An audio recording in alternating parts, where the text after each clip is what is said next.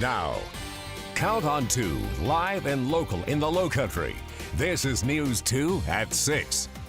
An apology for slavery. More on a resolution up for discussion tonight at the Charleston City Council meeting. And an increase in meal taxes. We will tell you which areas would be impacted and how much you will end up paying the next time you dine out. Apologizing for slavery, that's a topic for discussion during tonight's Charleston City Council meeting. The proposal was introduced by Charleston City Council member William Dudley Gregory. The document also recognizes the role of slavery in the development of the city. We have team coverage on the slavery apology proposal. News 2's Deanne Roberts is downtown at the Charleston City Council meeting, and News 2's Libba Holland has reaction on the idea from downtown. But we begin with Deanne, and Deanne, the resolution comes on the same day as Juneteenth, which is the day that recognizes the abolishment of slavery. That's exactly right, Carolyn. And on this day, Councilmember William Dudley Gregory will present this resolution calling for the city of Charleston to recognize its role in slavery. Right now, you're taking a live look inside of those city council chambers. It is standing room only. Fire marshals and local law enforcement are right outside of those doors because the building has reached capacity. As of right now, over 40 people have signed up for public comment to speak about this resolution tonight. Public comment is expected to begin shortly. Now, this resolution is unlike many others. The document calling for 6 actions to take place, those being the city of Charleston pledging to work with the Charleston County School District to address quality education for children, promoting an understanding of the contributions African Americans have made to the city, seeking to promote racial harmony and acceptance by creating a racial reconciliation office, denouncing and apologizing for the treatment toward African Americans, as well as promoting equal and fair opportunities for all citizens, and urging businesses and institutions to strive for racial equality. Councilmember Gregory says this resolution isn't one that will just sit on the shelf. It's a living, breathing document. The therefores in the resolution are specific action items that must be taken. And I think that the one that is the best is the establishment of an Office of Racial Reconciliation. That makes it real. That makes it a resolution that will live on and be carried out through this Office of Racial Reconciliation. I'm going to make my way inside of City Hall, inside of those city council chambers. You can follow me on social media. I'll bring you all the latest updates on there, as well as a full report on this tonight on News 2 at 10 and 11. Once again, public comment is expected to begin shortly. Reporting live in downtown Charleston tonight, Deanne Roberts, Count on 2. Deanne, thank you. And our team coverage continues on the consideration of issuing an apology for slavery in Charleston. News 2's Libba Holland speaking with people here in the Low Country, and she has reaction about this suggestion. I think any incident where there's been wrong, usually there's an apology first. Charleston's NAACP president, Dot Scott, says she would certainly welcome an apology and agrees it needs to be public. Are we under some illusion that after today, all's well? No. But I do believe that first we apologize and then we try to make amends. When the proposal for the apology was first issued, criticism came from the South Carolina Secessionist Party. An open letter from the group's leader reads, quote, "If the people of Charleston look deeper than what is just being presented, they will see that for the Charleston City Council to make such a proposal is nothing short of a slap in the face to the downtown African American community for the sake of political grandstanding." I also spoke with other people in downtown Charleston about the possibility of the apology. Oh, I think it's an absolute great decision that they're doing. However, it's an issue that has been long past thought through, and I don't think it's a problem that we need to bring up again. I don't mind them apologizing as long as they're going to share the wealth that they're getting for slavery, like the tourists coming to see all the slavery residue. I ain't getting a dime from that.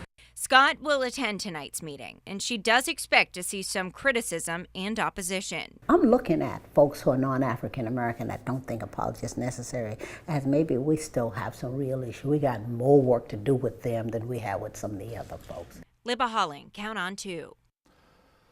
We will have more coverage tonight on News 2 at 10 o'clock on the CW, also on News 2 at 11. Also, we will stream the Charleston City Council meeting tonight live. Just head to our website, counton2.com, if you'd like to watch.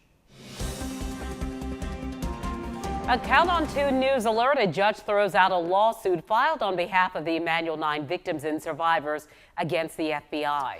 The lawsuit claims the agency did not conduct a full background check on convicted church shooter Dylan Roof before he bought that gun in April of 2015. In February of 2015, Roof was arrested for drugs which disqualified him from receiving a gun. While Judge Richard Gergel agreed this was a tragic failure of the FBI's background check system, he granted the motion to dismiss the cases, citing the Brady Handgun Violence Act. It protects the federal government, providing amnesty from such lawsuits. Gubernatorial candidate John Warren making a visit to the Lowcountry today. The businessman is heading to a runoff for governor against incumbent Henry McMaster. This will happen next Tuesday. Warren says he's confident the voters will make the right decision, and we caught up with him as he gave his opinion on I-526. I think one of the main things that is needed down here is infrastructure, and I'm a huge proponent of 526. I have been since the election started.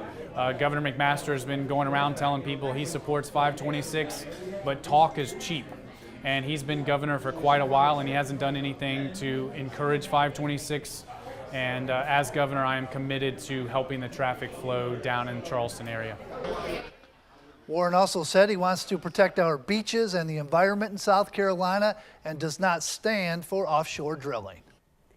Well, you might be paying a little more when you go out to eat and drink in Dorchester County. Last night, county councils passed a 2% hospitality tax. It will apply to prepare food and drink in unincorporated parts of Dorchester County. The revenue generated will go toward paying for parks and recreation projects as well as tourism initiatives. County officials say that adding the new tax allows them to not increase property taxes. So this gives us a way to fund those operations and fund future capital needs without applying additional property tax to our residents directly.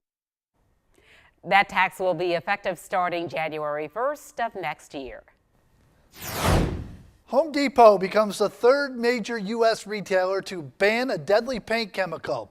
They will phase out the toxic chemical methylene chloride from its products.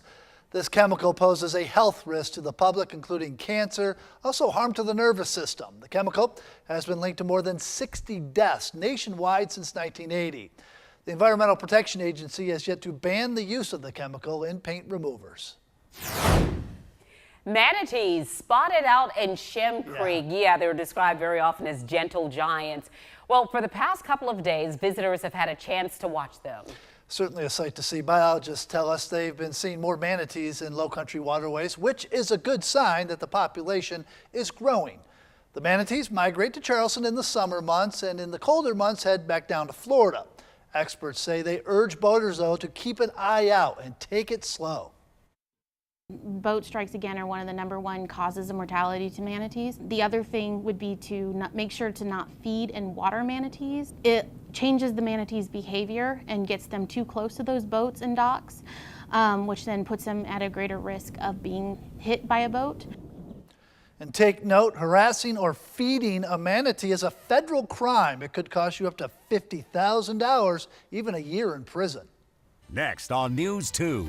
Questions on voter ballots during the primaries. And tonight's reality check, what the questions mean for both parties and how they intend to use this information. And let's go do some fishing coming up on your Wednesday. And as we do, you're looking at the tides. A low tide 8:30 in the morning, high tide about 3 o'clock in the afternoon. Still a small threat of rain with a southwest wind at 10 to 15 knots. Water temperatures continue to be in the mid to upper 80s. If you're heading to the beach, and I know a lot of you guys would like to, here's what you could expect. Mid to upper 80s all the way across the board, but don't forget the sunscreen. UV index very high at a 10. You could burn in 15 minutes or less. You're watching News 2 at 6.